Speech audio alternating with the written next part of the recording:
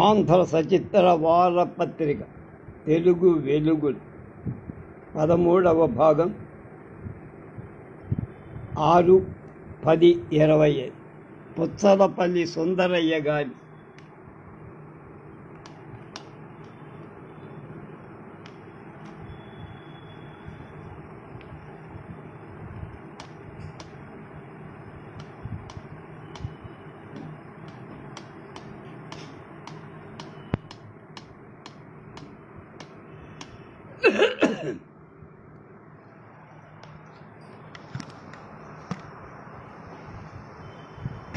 నాటి పార్లమెంటు సభ్యులు కొందరు కొత్త రకం కార్లు ఎక్కి రాయంత నడకతో మత్తేభయానంతో టీవీ ఉలుకుతూ నాయకత్వపు నయగారం తొణికెసలాడుతూ పార్లమెంటు భవనానికి వెళ్తూ ఉంటే సైకిల్ ఎక్కి పార్లమెంటు భవనం ముందు దిగి స్టాండులో సైకిల్ పెట్టి సైకిల్ తాళం వేసిందో లేదో వేసి లాగి చూసుకొని క్యారియర్ కట్టిన కాగితాల ఫైలు పట్టుకొని లోపల ప్రవేశించి తన స్థానంలో కూర్చొని నిష్ఠతో తన పనులలో లీనమయ్యే వ్యక్తి శ్రీ పుచ్చలపల్లి సుందరయ్య అని తెలుసుకున్నప్పుడు అపరిచితులకు ఆశ్చర్యం కలుగుతుందేమో కానీ పరిచితులకు మాత్రం ప్రతిదిన దృశ్యమది. 15 ఏళ్ల క్రితం కలకత్తాలో ఆయనకు ఒక సన్మానం ఏర్పాటు చేశారు. అందులో ఏ ఫస్ట్ క్లాసు పెట్టె నుంచో అట్టహాసంగా దిగుతాడని పూలదండలతో ప్లాట్ఫామ్ మీద వేచి ఉన్న జనం నిక్కరు పొట్టి చేతుల చొక్కా ధరించి మరొక జత అవి బట్టలు ఒక సబ్బు ముక్క ఉన్న జంబుఖానా చుట్ట చంకలో పెట్టుకొని దిగి తన దారిని పోతున్న ఆయన గుర్తుపట్టలేకపోయిందట ఆ జన సమూహం. ఆయన నిరాడంబరత్వాన్ని తెలిసినవాడు కొంతసేపటికి తెప్పని ఆయన్ను గుర్తుపట్టి మర్యాదతో పిలుచుకొని తీసుకొని వెళ్ళి సుందరయ్య గారు బాగా కలవారింట్లో పుట్టిన నిరాడంబరత్వం తాను నమ్మిన విషయాలను నిష్టగా భల్లూక పట్టుతో అనుసరించడం చిన్ననాటి నుంచి అలవాటు. ఈ రెంటిలో పై చేయి నిష్ఠదే. ఏది చేసినా నిష్టగా తపస్త్రీవ్రతతో చేయడం ఆయనకు అలవాటైపు. ఈ గుణం 14 ఏట రాజకీయాల్లో ప్రవేశించి సోదర సమితి స్థాపించినప్పుడు పొటమరి అన్న గన్నవరం ఆశ్రమంలో చేకూరించి సైమన్ కమిషన్ వ్యతిరేక ప్రదర్శనలో విరిసి బోస్టన్ స్కూల్ శిక్షానుభవం మరింత విస్తరించింది. ఆయన రాష్ట్ర కాంగ్రెస్ కమిటీ సభ్యుడిగా, అఖిల భారత కాంగ్రెస్ కమిటీ సభ్యుడిగా, రాష్ట్ర సోషలిస్టు పార్టీ కార్యదర్శిగా తీర్చిదిద్ది. అయితే నిష్ఠలోనూ కఠోర నియమ పాలనలో ఒక ప్రమాదం ఉంది. కొంచెం గాడి తప్పితే తీవ్ర మార్గానికి పడదొస్తుంది. అలాంటిదే ఆయన విషయంలో కూడా ఆయన అతివాదుల వైపు, వామపక్షం వైపు మొగ్గి కమ్యూనిస్టుగా మారి 1934 ఆంధ్రలో కమ్యూనిస్టు పార్టీ స్థాపకుడయ్యారు. ఈ నిష్ఠ వల్ల, కఠోరత వల్ల ఆయన స్వభావం కొంత రూక్షంగా, స్వరూపం కలకుగా కావడం వింతేం కాదు. ఇటీవల కొద్దిగా నాజూకుతనం నేర్చుగారు. ఆయనలో మరొక విశేషం పరిశ్రమశీల. దీనిలో నిష్ఠలో ఒక కళగా ఏ విషయమైనా వివిధ దృక్పథాలు క్షుణ్ణంగా చదివి ఆకళించుకొని ప్రతివాదులతో పోరుకు తలపడతారు. ఒక మారెవరో నీకు ఆంధ్ర సాహిత్యం సంగతి ఏం తెలుసో అని అధిక్షేపించారు. ఆనాటి నుంచే ఆయన రాత్రి దినం నందయ్య మొదలు చిన్నయ్య దాకా ఉన్న ప్రధాన గ్రంథాలని పుక్కిట పట్టి అర్థం కాని వాటి పండితుల దగ్గర అరస్ ఇక భయం లేదు అని గుండె మీద చెయ్యేసుకున్నారు. తన పార్టీలో తనపైన పితూరి చెరవేగిన ఆయన జంకల గాంధీజీ తన పార్టీ చిఠా ఆవర్జా ఉన్నదున్నట్టు చూపటానికి వెలుదీయ ఎవరో ఆయన్ను హత్య చేసినట్టు వదంతులు వ్యాపి ఇది సుందోపసుందుల సరసం సమరలే మసలం పుట్టిందిలే అని జనం తిరుగాడి కొంతకాలానికి దక్షిణ పక్షాలలో చేరారు. కానీ ఆయన నాటి నుండి నేటి దాకా వామపక్ష ప్రతీకగా అంటే మార్క్సిస్ట్ కమ్యూనిస్ట్ పార్టీ ఆశయానికి ఆచరణకు తేడా లేని అతివాద పక్ష ప్రతినిధిగా ఉంటూనే ఉన్నారు. ఆయన అనేక పుస్తకాలు రచించిన అవని ప్రచార ధోరణి కల గొప్ప రచయితగా పేరు పొందారు. కానీ విశాలాంధ్రలో ప్రజారాజ్యం మాత్రం నేటి ఆంధ్రప్రదేశ్ నిర్మాణానికి మూలబంధం వేసిందని చెప్పాలి. ఏమైనా ఎంతైనా ఆయన అలనాటి కర్ణుడిని తలపోస్తారు. కర్ణుడు పాండవీయుడు పరశురాముడంతటి ఆచార్యుడి వద్ద అర్థశాస్త్రాలు అభ్యసించినవాడు, త్యాగాది గుణ సంపద ఉన్నవాడు. అయితే పరప్రత్యయనేయుడు ఎడదారి పట్టినవాడు. కమ్యూనిస్టులు అలాంటి వారు, వారి నాయకుడు సుందరయ్య అలాంటి వాడు.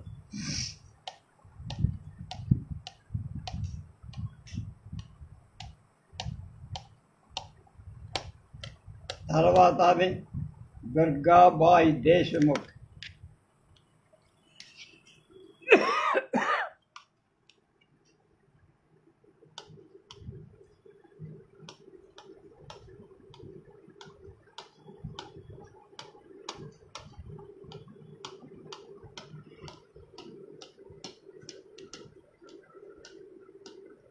దుర్గాబాయమ్మ గారంటే ఒక వ్యక్తి కాదు, ఒక సంస్థ. అనిబిసెంటమ్మను పోలిన వ్యక్తి. దివ్య జ్ఞాన సమాజానికి అనిబిసెంటమ్మ మూల విరాట్ అయితే ఆంధ్ర మహిళా సభకు దుర్గాబాయమ్మ గారు మూల విరాట్. సంస్థాన నిర్మాణ నిర్వహణ శక్తులు అనిబిసెంట్ జగత్ ప్రసిద్ధి కాకపోయిన దేశ విఖ్యాతి సంపాదించింది దుర్గాబాయమ్మ గారు. కనకదుర్గమ్మల ఈ కాకినాడ దుర్గమ్మ శక్తిమై. అయితే ఆమె శక్తి దారి తెన్ను లేక పొంగి పొరలి ప్రవహించే శక్తి కాదు, వ్యూహ విధానంలో నడిచే శక్తి, సంకల్ప సిద్ధిని పొందే శక్తి. మొట్టమొదటగా దేశం దుర్గాబాయమ్మ గారి గురించి విన్నది ఉప్పు సత్యాగ్రహ సమరం. ఏదో పని మీద వచ్చి అప్పటికి ఆమె మద్రాసులో ఉంది. సత్యాగ్రహం రాబోతుందని అందులో పాల్గొందామని రాదు.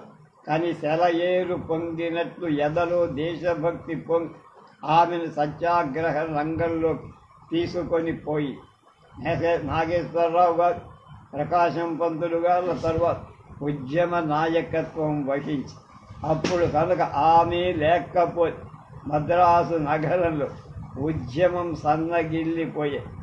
ఎవరి దుర్గాబాయి అన్న ప్రశ్నతో మద్రాసు నగరం మారుమోగు. అప్పటికామె పట్టుమని 60 ఏళ్ళు కూడా లేవు. అందుకని ఆమె జోన్ ఆఫ్ ఆర్క్ వంటి వీర వనితని ప్రస్తుతించి మనిషి మాట కూడా బెర్నార్డ్ షా వర్ణించినట్టు జోన్ రూపాన్ని స్ఫురిస్తుంది. పిల్ల ప్రాయంలోనే ఆమెలో ఒక శక్తి తల వేధించుకు తినేది. పెద్దలకు అందని, పెద్దలు తలపెట్టలేని పనులకు పూనుకొని.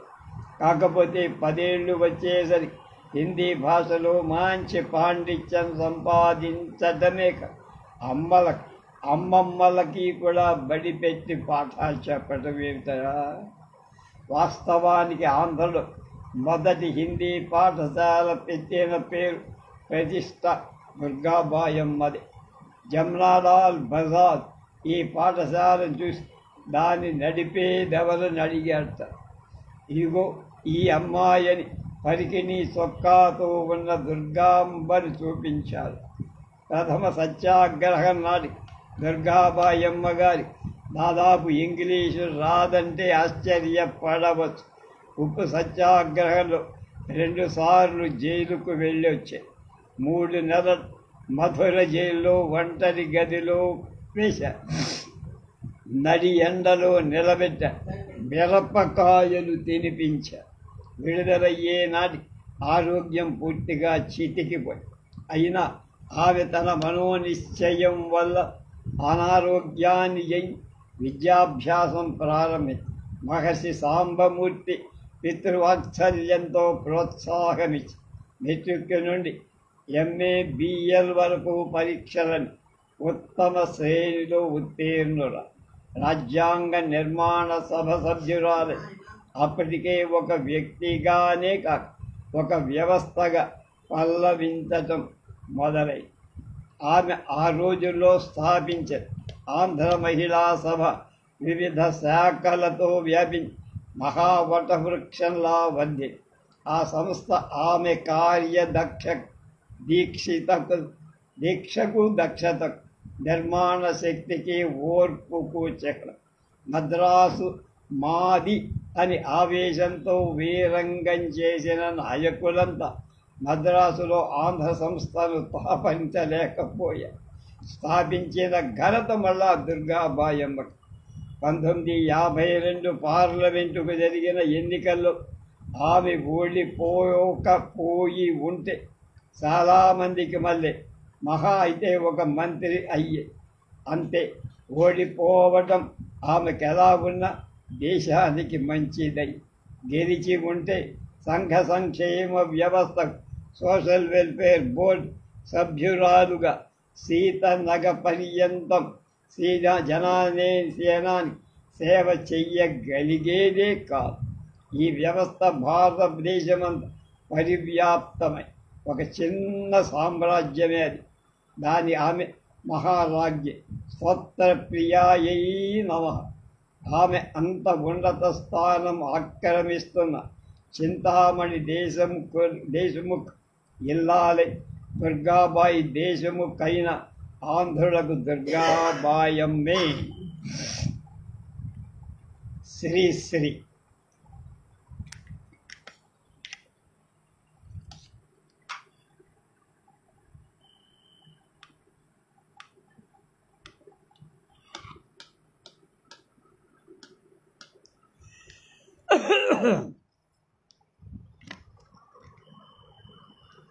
పదండి ముందుకు, పదండి తోసుకు, పోదాం పై కదం తొక్కుతూ పదం పాడుతూ పదండి పోదాం అని ఉద్వేగంతో ఆశ చూపి ఎలుగె పురిగొల్పుతాడు శ్రీరంగం శ్రీనివాసరావు. ఎక్కడికి ఎవరిపైకని ప్రశ్నిస్తే మరో ప్రపంచం పిలిచింది కనబడలేదా, అగ్ని కిరీటపు ధగ అని కసురుకుంటాడు. కానీ ఆ మరో ప్రపంచంలో సంచారించే కార్మిక లోకపు కళ్యాణం, శ్రామిక లోకపు సౌభాగ్యం ఏమిటో చెప్ప. ఇంకొకసారి ప్రశ్నిస్తే ఎముకలు కుళ్ళిన వయస్సు మళ్ళిన సోమరుడార సావండి అని చెప్పిస్తాడు. మళ్ళీ మాట్లాడితే దొంగలంజా కొడుకులు అసలే ధూర్త లోకం అని క్రోధావేశంతో తెడతాడు. ఆ ఆవేశాల వేదనలకు శ్రీకారం ఇతి శ్రీకారం కూడా శ్రీ ఇతి శ్రీకారం అంటే మొదలు. ఇది వరకు ప్రబంధ కవిత కోలాహలలు, భావ కవిత హాలాహలలు పడి ఉన్న శ్రీశ్రీ కార్ల్ మార్క్స్ ఎర్ర కళ్ళద్దాలు తగిలించుకోగానే ఈ ఆవేదన త్రేతాగ్ని జ్వాలల భుగ ప్రకారాలు దాటి ఆకాశాలు తాకి పొగలాగక అంతా అరుణారుణంగా కరుణావరణం మారి కుక్కపిల్ల, అగ్గిపుల్ల, సబ్బు బిళ్ళ అన్నీ కవితామయంగా కలిపి కవిత్వం ఒక తీరని దాహం అయ్యింది. కాదేది కవిత కనర్హం అని నిశ్చయం కలిగింది. అనర్హమన్నది ఎవరన్నారు? ఆయనే అనుకున్నారు. మార్క్స్ మతం కొత్త వైష్ణవంతో కష్టజీవులకు కర్మవీరులకు నిత్యమంగళం నిర్దేశిస్తూ ఏవేవో చేస్తాను ప్రతిజ్ఞ చేసిన ఈయన నేను సైతం భువన భవనపు బావుటానై పైకి లేస్తానని జయభేరి మ్రోగించిన ఈయన కొన్ని వేళలు చప్పగా చల్లారి ఏ దేశ చరిత్ర చూసినా ఏమున్నది గర్వకారణం అని చేతులు తేలయ్యడం మానవాళికి నిజంగానే మంచి కాలం రహిస్తుందా అని భవిష్యత్తును శంకించడం లేదు సుఖం లేదు సుఖం లేదు సుఖం జగత్తులో బ్రతుకు వృధా చదువు వృధా కవిత వృధా వృధా వృధా వృధా అని చేదు పాటలు పాడడం అవతల యువతల అరులై ఇరులై అని పరాజితంలో నిరాశావాదంలో నీళ్లు కాదు మార్క్స్ మత విరుద్ధం మన్నించరాంది కూడా. అంతేకాదు ఛందస్ బందస్ చలాల్ పటాల్ చటాల్ పటాల్ కాదన్నా లేదన్నా మాదన్న ఎవడన్నా ఉంటే ఇటు రమ్మన్న ఈయన్ను ఒక రీతి ఒక గతి ఒక పద్ధతి ఒక ప్రక్రియ అనుసరించే కవిత చెప్పి పాత ఆచారాలు రోత అంటూనే శాస్త్రీయంగా గృహ ప్రవేశం చేశారు. మాటలకు చేతలకు మడి మామూలుగా మనుష్యులకి ఏమైతే ఏం జనం తన ఆవేశ ఆవేదనలు శ్రీ బలమైన భాషలో పలికించేసరికి అతని తన కవిగా మహాకవిగా మన్నన చేసింది.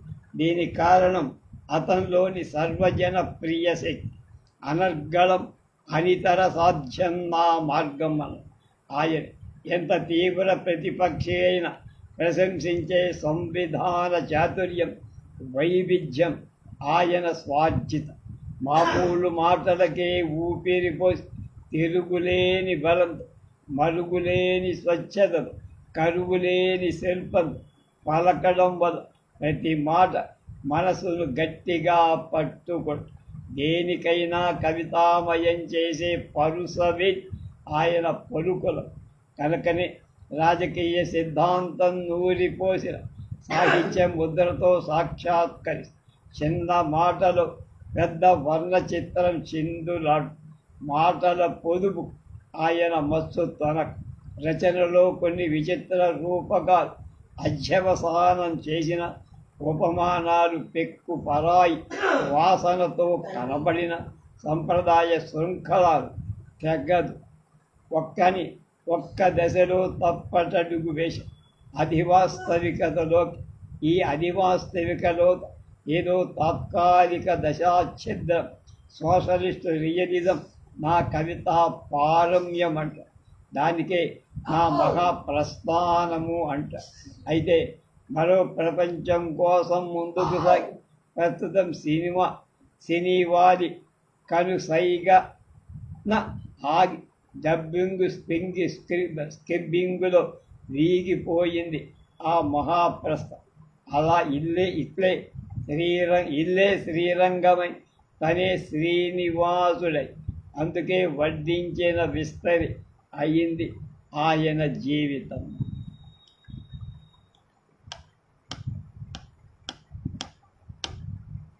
మొసలికంటి తిరుమలరావు గారు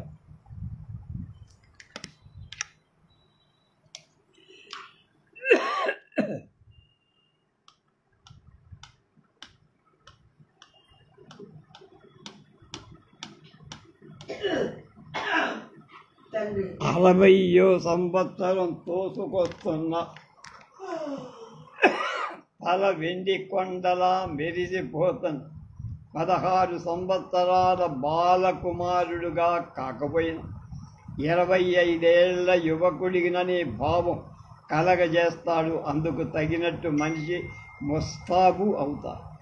మసలికంటి తిరుమలరావు అనటం కంటే తిరుమల రాయుడను తిరుమల ప్రభు అని పెడితే మనిషికి తగినట్టు ఉండే. ఆయనకు రావు లక్షణాల కంటే రాయుడు లక్షణాలు జాస్తి. తిరుమలరావు ఏదో గ్రహపాటు మాయలో గాంధీ మాయలో పడ్డాడు కానీ లేకపోతే ఓ చోట పాదుశాల అనవరతం చిన్న దర్బారు నడుపుతూ ఉండేవాడు. ఎప్పుడైనా కదిలితే కందిపోదామన్నట్టు నడుస్తాడాయ. మనిషిని చూస్తే కనిపించడు గాని శ్రీ తిరుమల ప్రథమ గాంధీ ఉద్యమం నాటివాడు. గాంధీ విద్య అభ్యసిస్తూ దేశం కోసం చదువు వదిలేసిన సూక్ష్మ బుద్ధితో పాటు చిన్నప్పటి నుండి ఆత్మవిశ్వాసం కూడా బాగా ఉంది. రెండవది రవంత ఎక్కువ కూడా. కాకినాడ కాంగ్రెస్ అప్పుడే స్వదేశీ వస్తు ప్రదర్శన కార్యదర్శి. ఆయన తెలివితేటలు చూసి మహర్షి సాంబమూర్తి పట్టాభికారు దగ్గరకు తీసి అందులో ముఖ్యంగా సాంబమూర్తి గారు సంకనెక్కించు. ఆయనకు గారాల శిష్యుడని వాడుకోడు. అందుకని సహచరుల వద్ద కాస్త గారాభం పలుకు చూపిస్తారు.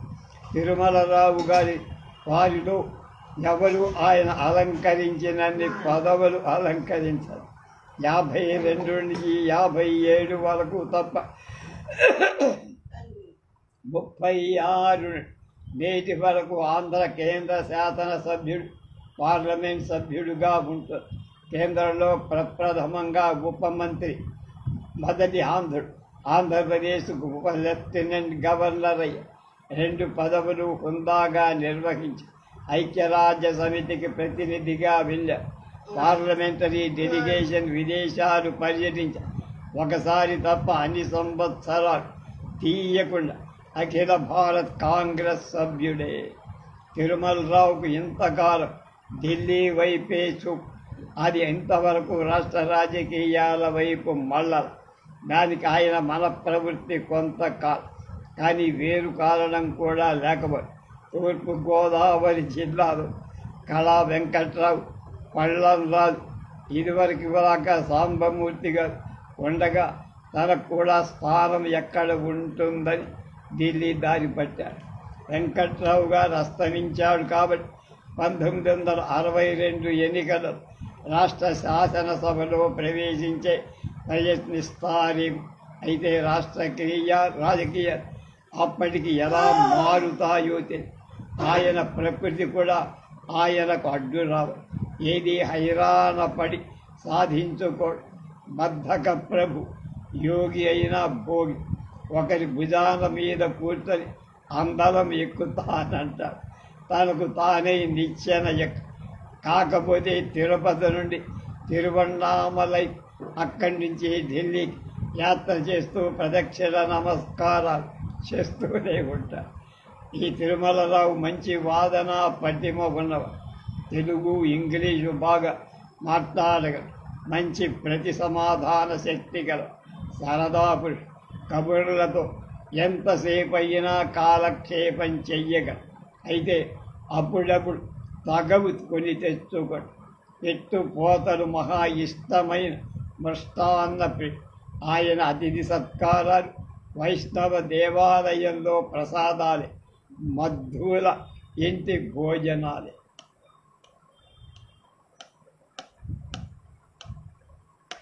రాయప్రోలు సుబ్బారావు గారు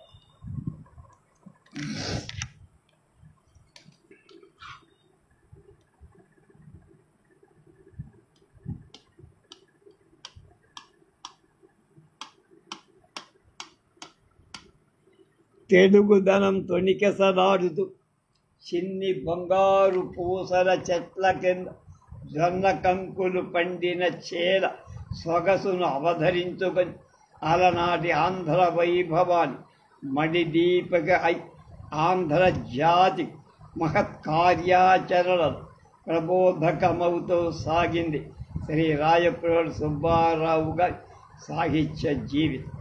ఆ జీవితం తరుణారుణ రాగంలో తృణకంకణంలాగా మెల్లమెల్లలా ఆంధ్రావళిలో ముత్యాల మురువు కలిగి స్నేహలతాదేవి జడకుచ్చులాగా లలిత అనే పాత్ర ఆయన సృష్టించి చిందులు తొక్కుతూ కోయిల మాటల కన్నె పాటలు ఆడుతూ మధుశాల రమ్యాలోకంలో ఆలోకి చాలా కాలం సంచారాలు పోయి 70 ఏళ్ళు పైబడనున్న మొదపటి సొబగున సంతరించుకోవడం మానలేదాయ. కానీ కొన్ని దుర్ముహూర్తాలు దూతమత్తే బాల వంటివి బయలుదేరి తెలుగు తోటను తొక్కేయడం, దానితో కష్టకమలు పుట్టుకురావడం, స్వప్న కుమారం చెదిరిపోవడం జరక్కపోవడం. దూతమత్తేభం అంటే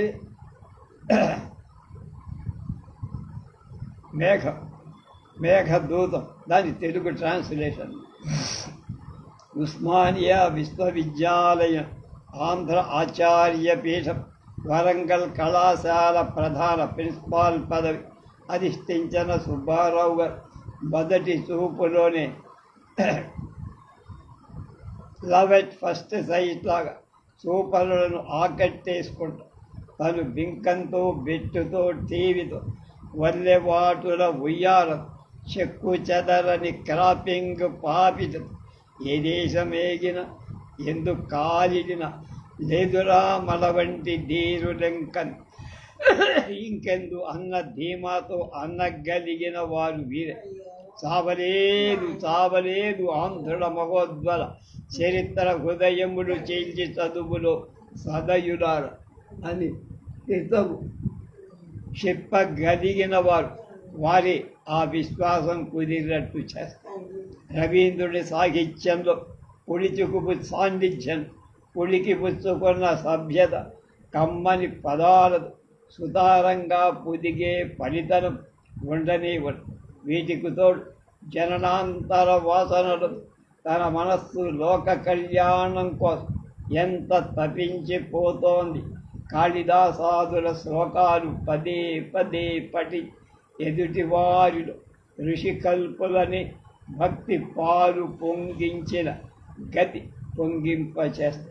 2-3 సార్లు సందర్శించి సంలాపించిన మీద పై భావాలు కొన్ని తారుమారవు. తీయని పదాలు ఏది తీరుగా వాడి కవితను కమనీయంగా నడిపే వీరి ప్రతిభ వ్యుత్పత్తి మరికొంత తోడై ఉంటే అపూర్వంగా ఉండిదేది కదా అని వీరు రమ్యాణి వీక్ష మధురాంశ రిపస్య శబ్దాలు పర్యుచ్ఛకే భవతి యత్సుఖితో జంతు అనేటువంటి అని వింతగా ముక్కు యాసతో శ్లోకాలు పాడటం. ఆయన ఎలా చదివారు? రమ్యాని వీక్ష మధురాంశ నిశమ్య శబ్దాలు అనేటువంటి మామూలుగా చదివేదాన్ని ఆయన ముక్కుతో రమ్యాని వీక్ష మధురాంశ నిశంశ శబ్దాలు పర్యోచ్ఛుకే భవతి యత్సుదిలోతు జల్తు అని వింతగా ముక్కు యాసతో శ్లోకాలు పాడడం. అకృత మధురై అంబనానాం మే కుతూహలం మంగళైహని భవభూతి భాషితంలోని క్రియాపదమైన అకృత్రిమం అతిలోకం అని మధుర పదానికి విశేషణంగా వ్యాఖ్యానించడం వంటి పనులు వేయటం మంచిదనిపిస్తుంది.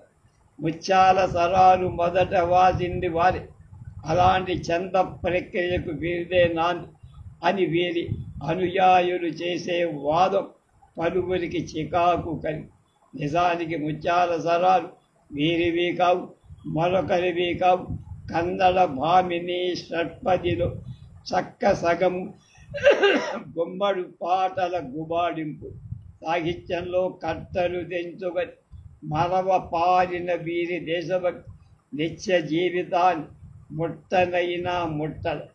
అవమానమేలర అనుమాల మేర భరతపుత్రుడనంచు భక్తితో పలు అని ప్రశ్నించి కంకణ విసర్జనకిది కాలమగునే అని హెచ్చరించిన వీరు జాతీయోద్యమం ముమ్మరమై నిజాం నవాబు తగ్గు పునాదులు ఊగిసలాడేవరం దీక్షా కంకణ తృఢకంకణంలాగా విధిల్చే మాఘావ శ్రీ మహాగనులైన శ్రీ నిజాం ప్రభువరేంజులను పొగుడు పెద్దగా రగడ సాగించారు. రాజపురోని వారి రగడ అని తెలంగాణ వాళ్ళంతా రాజభక్తుల నోళ్ల రాణి. వీరు పదవికి పలుకుల తగినంత ప్రజాహితమేమీ చెయ్యలేదని ప్రచార ప్రవాదం కూడా.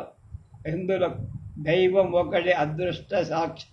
ఏమైనా ఆనాడు ఆంధ్రోద్యమాన్ని ఎంతో ముందుకు తీసుకుపోయి భక్తి ఉత్సాహాలు ఆవేశాలు పెళ్ళుబొక్క చేసిన వీరి ఆంధ్రుల అంతరంగం నుంచే చెదిరిపోవట నిజం. దాన్ని తలచుకొని సంతోషమును తలలూచి గర్వమాచి ఆంధ్రపుత్రి పుత్రులందరూ శాంతి. ఇవాటి చివరి ఆయన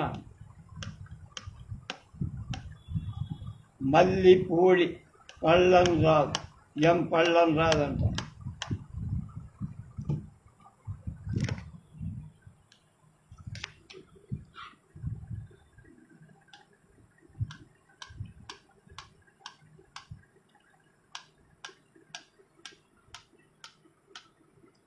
మంత్రి పదవి అనేదే కనుక ఒక అదృష్టమైతే షష్ఠి పూర్తయిన తరువాత కానీ మల్లిపూడి పల్లంరాజు గారి అది అందుకో. దానికి నీలం సంజీవరెడ్డి గారు నిష్క్రమించి దామోదరం సంజీవయ్య గారు ముఖ్యమంత్రిగా అవతరించాల్సి వచ్చింది. మంత్రి అయినందుకు పల్లంరాజు గారు ఎంతగా సంతోషించారో తెలియదు కానీ ఇతరులు మాత్రం చాలా సంతోషం. ఆయన అనాది కాంగ్రెస్ వాదుల్లో ఒక.